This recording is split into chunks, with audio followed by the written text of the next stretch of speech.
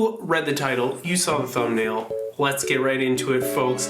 Thank you so much for tuning in. And we are going to talk about some really fun resampling stuff that touches on a few other aspects of the Elektron workflow today. I was trying to emulate a little thing that I do in my Ableton sampler workflow and techniques where I cram a bunch of different samples onto one file and then I kind of randomize it.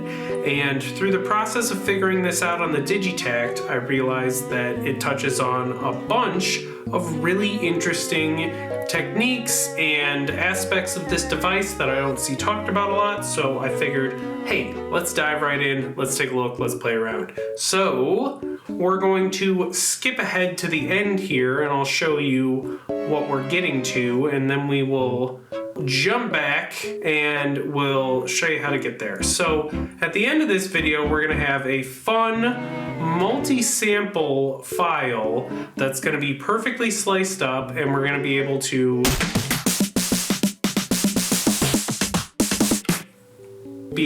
do fun stuff like that and randomize a snare for every press of a trigger, right? This is pretty cool. It's pretty fun. And the other thing it does is it makes it so that your sample slot list does not look like this, just filled with samples that are all snares, right? You can have it all on one nice, convenient little sample file, and then what we can also do is save that as a sound so that we can always access it quickly and efficiently and pull it up whenever we want. And yeah, so let's get right on into it. All right, so if we start from the top here, I've loaded a ton of Vengeance sample snares into the sample pool.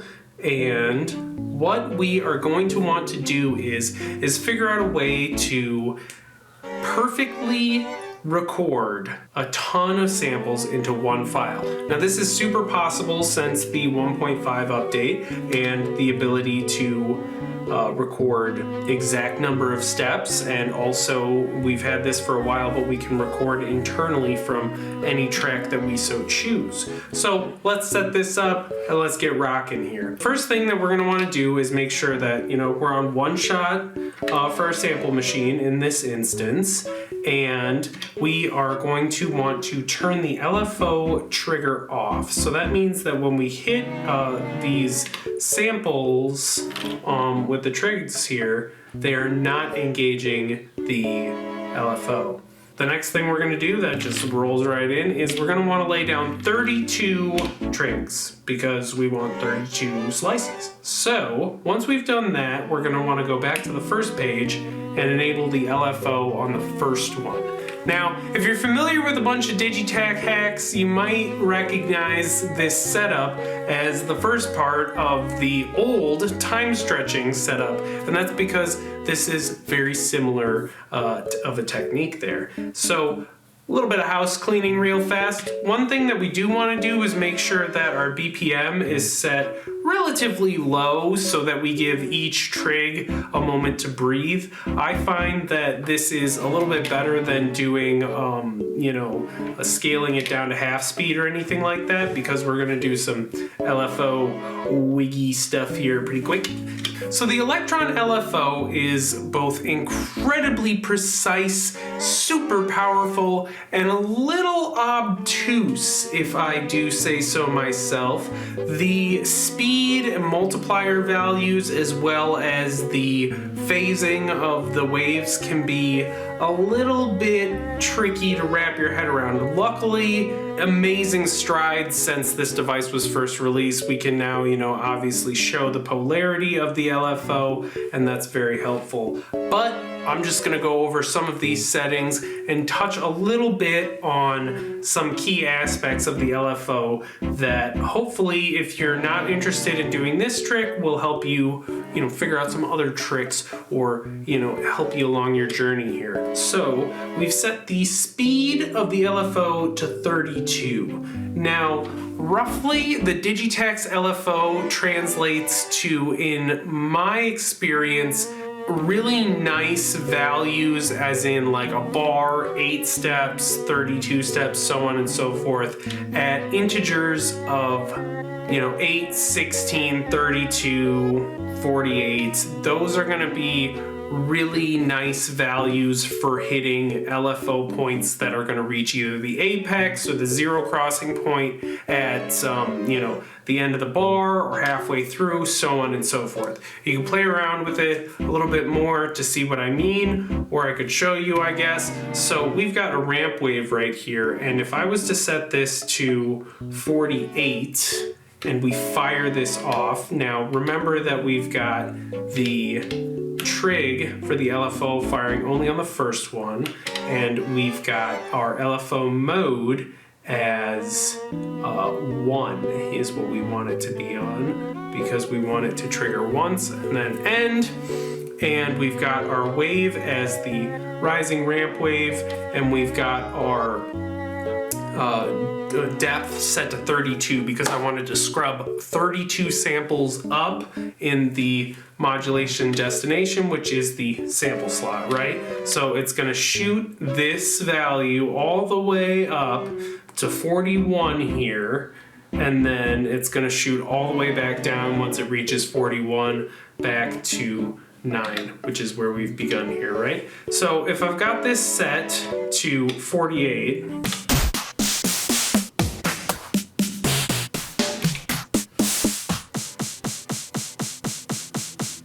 you can see that on the very last set of 8 steps, it just continued to play that original first sample. If I shoot it up to 63.99, because it won't let us go to all the way to 64, you'll notice that that exact same behavior is going to happen again, but this time it's going to reach that point at the beginning of the second bar here, right? So let's take a look.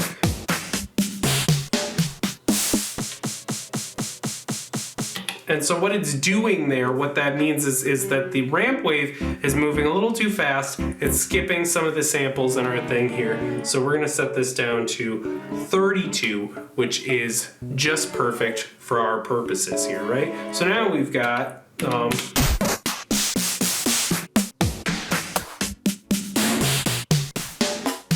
32 unique samples on every single trick, but that doesn't really, help us a ton because it's a nonsense pattern. It's just a bunch of snares. So now let's get into the resampling, okay? So resampling has been possible on the Digitakt for quite some time, but with the 1.5 update, it's incredibly just much more powerful because you can get these exact loops in there. And so you're not worried about, trimming things down or, very quickly hitting, arm and record, blah, blah, blah. And where this is incredibly powerful is when you apply it to resampling something like this and then slicing it later, because you can get perfect, quick, fast slices. So let's take a look at this resample setup here. I've got 32 steps because we got 32 snares, 32 steps. That's exactly what we want.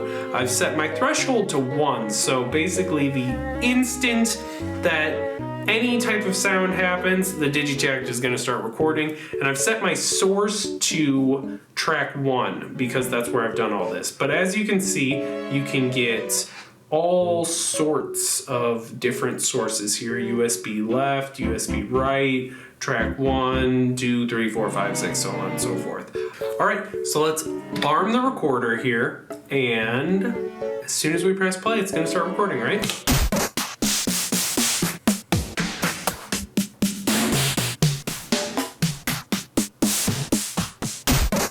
Okay, and then we can hit stop. And there is our beautiful 32 wonderful snares. We're gonna save this. We're gonna preview it. And then we're gonna save it. And let's call this snares. Let's call it snares, because I believe there's already one. Bam. So now we're gonna save that, and then we're gonna put it on track 8 here, just because I like to be nice and organized. So now, if we go to track 8 there, we can see it's a beautiful collection of snares all on one neat little audio file here. And if we go and we hit slice and we turn this to 32, then hot diggity daffodil, we can see that we are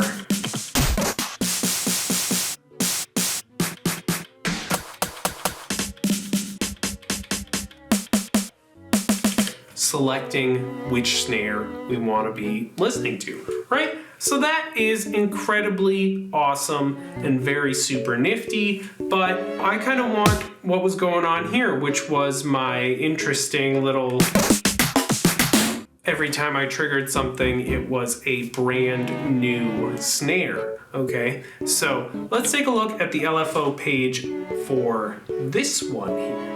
So you can see that I have done something a little similar here. I've set the speed is at a weird value. It doesn't really need to be at a weird value, but I guess, you know, the value here actually doesn't really matter at all. What really matters is our destination, which is the sample slice, and the wave, which is random, and then the trig mode, which is going to be hold, right? So we want this to update every time that we hit a new value there, right? You see? The depth is also gonna be incredibly important here. So we're gonna set it to 16 because the LFO is bipolar, right? So that is going to be very important to keep in the back of your head. So we set it to 16 and then we set the default sample slice also to 16 because it's going to be able to go up and down, right? So let's reset this up on this one here, just, you know, to reiterate a few of these things. I like to start on sample slot 2 because then if I save this as a sound, which we're going to do, and I want to revisit it later, I like to be able to just load it up and then know that LFO1 is free for me to do whatever kind of weird whiz-biz I want to do with it later. So we're gonna go to LFO2 and we're gonna set, we'll set the multiplier down here to 2. We'll go to a random wave, we'll change this to hold, and then we will click the encoder to get whole steps there, and we'll go to 16, and then we'll set this to slice select here, right? So now,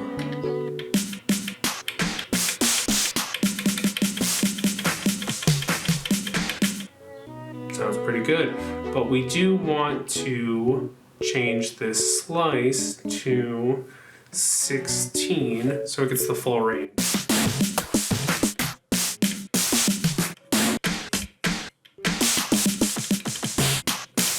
Cool, excellent, beautiful, and wonderful. So now we've done all this work, we've got this nice, wonderful multi-sample file, and it's great, and it's awesome. But at the moment, it lives on this pattern in this project, and you know, that's nifty, it's cool, it's fun, but I've done all this work and I want to be able to save this. I want to be able to grab this sound, this file, this collection of settings just the way it is, and I want to be able to nab it at a moment's notice here, right? So what we want to do is save it as a sound here, right? So let's go hit function and then this guy with the import export button, and we're gonna say export sound. Now, because we're selected on this track, it's gonna be like, you wanna do that sound, right? And then let's maybe put it on bank B for bitchin' snares, and then we'll select B3 here, right? And then we will call this S and snare. I know how to spell snares.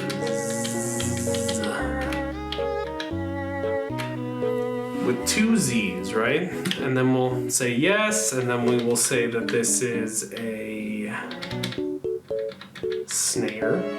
And we'll also say that it is a mine.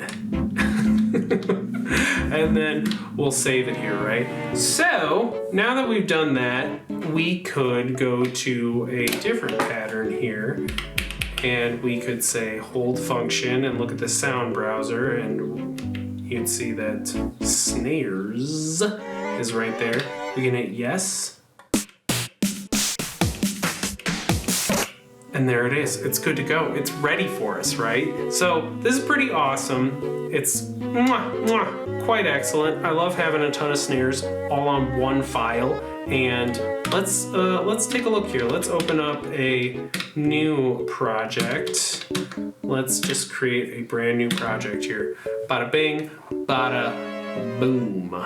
And then let's just do that again, just because I really think that it's worth showing how very nice this is. So now we've got snares, brand new project. And then we can take a look here, and instead of a billion gajillion snare samples, we've just got this one cute little file, and it's got 32 snares on it, right? So that's the video.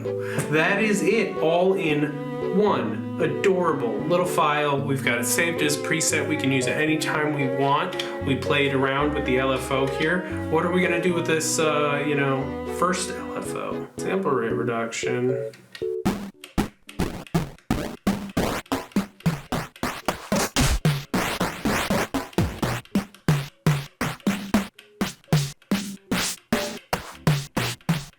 That's a good one right there. I like that one. Kind of gives it a little bit of a video gamey like.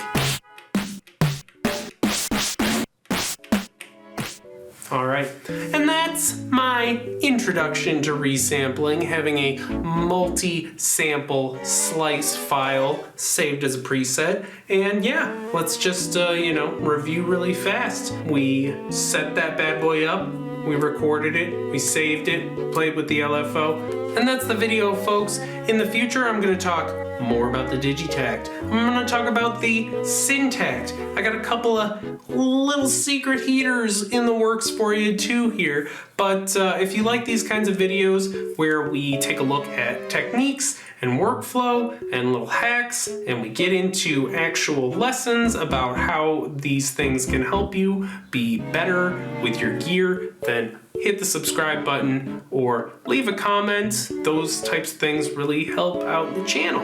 And if you're super duper into this stuff, you could hit some of those affiliate links down below. I get a little slice of the pie when you do that. And that's about all I got for you. And once again, thank you so much for watching, and we will catch you later.